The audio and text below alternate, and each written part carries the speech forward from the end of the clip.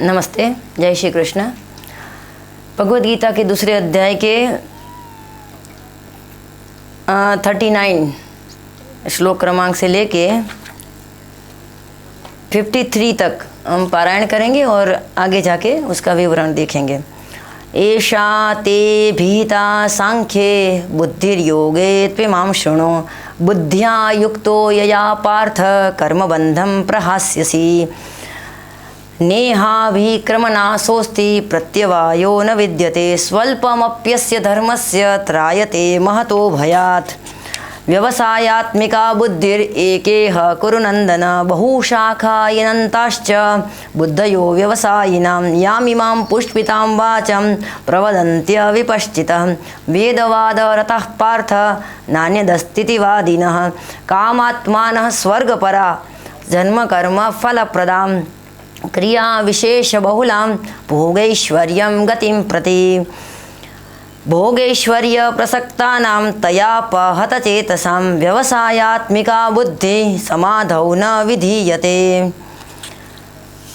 त्रैगुण्य विषया वेदा निस्त्रैगुण्यो भवार्जुन निर्द्वन्द्वो नित्यसत्वस्थो निर्योगक्षेम आत्मवान् यावानर्थ उदपाने सर्वतः संप्लुतोदके तावान् सर्वेषु वेदेषु ब्राह्मणस्य विजानतः कर्मण्येवाधिकारस्ते मा फलेषु कदाचन मा कर्मफलहेतुर्भू मा ते संगोस्त्वकर्मणि योगस्थः कुरु कर्माणि संगं त्यक्त्वा धनञ्जय सिद्धया सिद्धयो समो भूत्वा समत्वं योग उच्यते दूरेण यवनं कर्म बुद्धियोगात् धनञ्जय बुद्धौ शरणमन्विच्छ कृपणः फलहेतवः बुद्धियुक्तो जहातीह उभे सुकृतदुष्कृते तस्माद् योगाय युज्यस्व योगः कर्मसु कौशलं कर्मजं बुद्धियुक्ता हि फलं त्यक्त्वा मनीषिणः जन्मबन्ध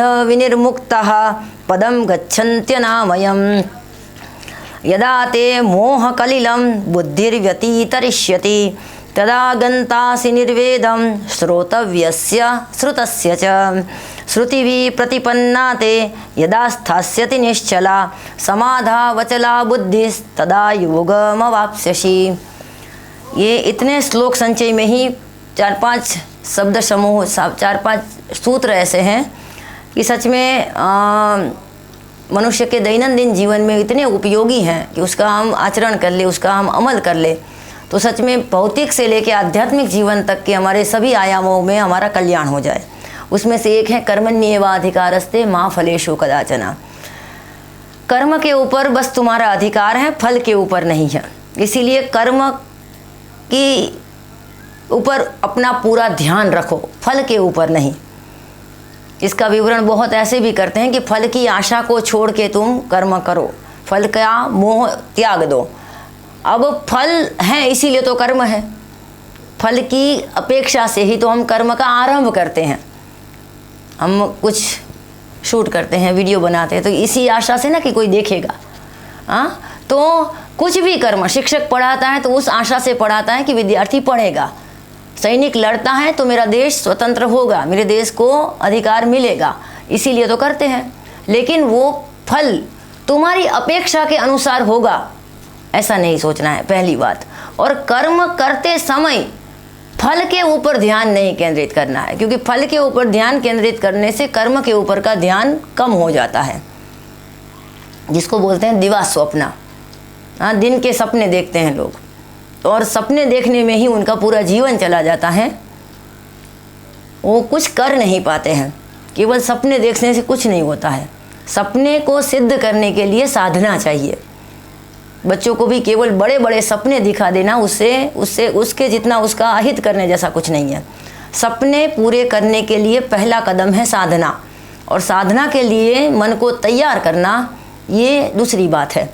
तो दूसरा है कि आशीर्वाद देने की एक परंपरा है कि कोई भी नमस्कार करे तो आशीर्वाद दो, किसी की शुभकामना के लिए आशीर्वाद दो।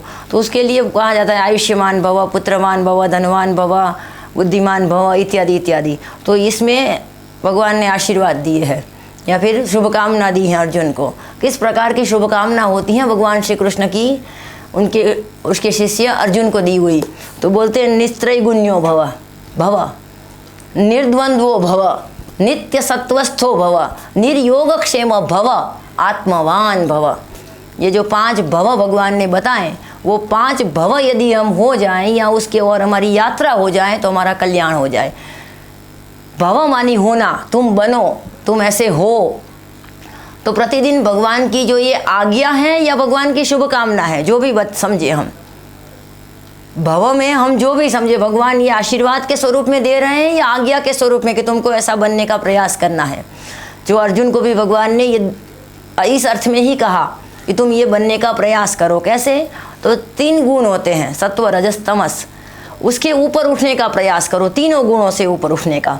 तो उसको बोलते हैं निस्त्रैगुण्यो भव, निर्द्वंद्वो भव। जीवन में द्वंद्व आते रहेंगे, सुख दुख, जय पराजय, लाभ हानि इत्यादि इत्यादि। तो उसमें निर्द्वंद्व रहना कि कुछ भी असर न हो उसकी मन के ऊपर, तो उसको बोलते हैं निर्द्वंद्वो भव। फिर नित्य सत्वस्थो भव, तो नित्य अपनी स्थिति है, आत्मा में रहो, परमात्मा में स्थित रहो, उसको बोलते हैं नित्य सत्वस्थो। निर्योगक्षेम, मानी योग और क्षेम की चिंता मत करो, कर्म करो लेकिन योग और क्षेम के लिए, मानी कि अपने आजीविका इत्यादि के लिए चिंतित न हो। और चौथा है आत्मवान भव। प्रतिक्षण ये याद रखो कि ये शरीर मेरा घर है, मैं नहीं हूँ।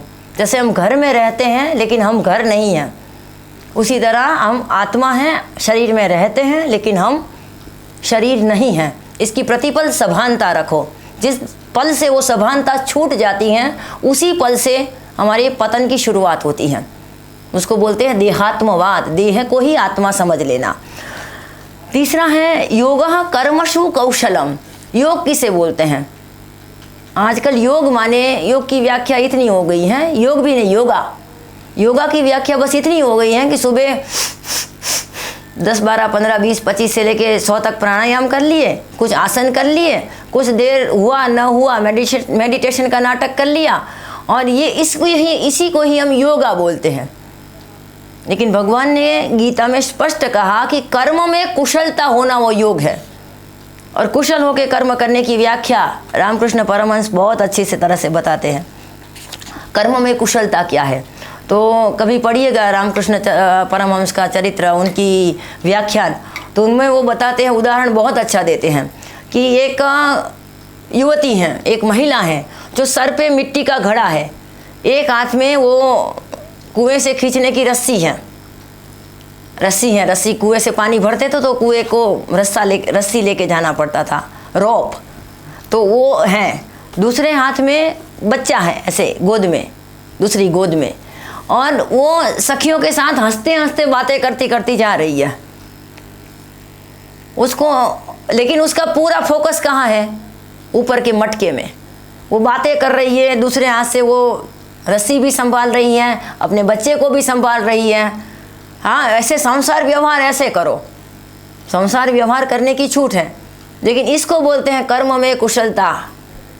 वो साधारण सी व्यवहारिक कुशलता है, लेकिन जब आध्यात्मिक जीवन में देखें तो इस प्रकार की कुशलता हमारी होनी चाहिए कि आप कोई और देखे ना तो यही समझे कि ये पूरा कर्म में रममाण है, कर्म से पूरा लिप्त है, लेकिन अंदर से आप उतने ही अलिप्त रहो। जैसे श्री कृष्ण भगवान पूरे इतने राजनीतिज्ञ कि पूरे उस समय के क्षत्रियों में पूरे सबसे ज़्यादा राजनीति करने वाले कृष्ण माने जाते थे कि सबसे ज़्यादा वो करते हैं, सबसे ज़्यादा उनका प्रभाव था उस समय के राजनेताओं के बीच में।